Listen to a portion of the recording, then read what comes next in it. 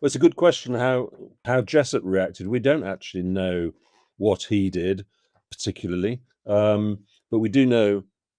I'm pretty sure he didn't sort of, throw both arms up in the air and sort of run around and kiss his cap and all that stuff. Pretty sure that didn't happen. But the crowd did celebrate, and again, we imagine, and I don't think it's completely wrong, is that people were far less, the public were far less demonstrative in those days than they would be now. But a lot of the reports, eyewitness reports, do describe how sort of crazy the crowd went. Mm. They were delirious with excitement, really.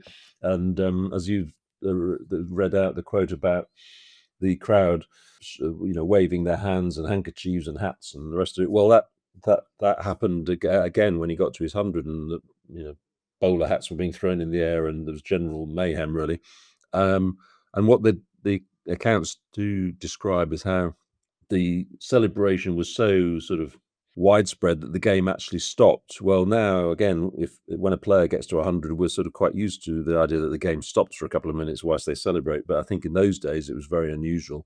But some of the reports say that the game stopped for several minutes, or some of them said, a couple of minutes, some said several. There was clearly quite a delay before the game could resume. So that gives us a good idea that it was mayhem, really, in the crowd. There was such excitement, as there would be later when England win the game. So I think the behaviour of the crowd on that day was a bit of I would say maybe it hadn't been seen before at an English ground.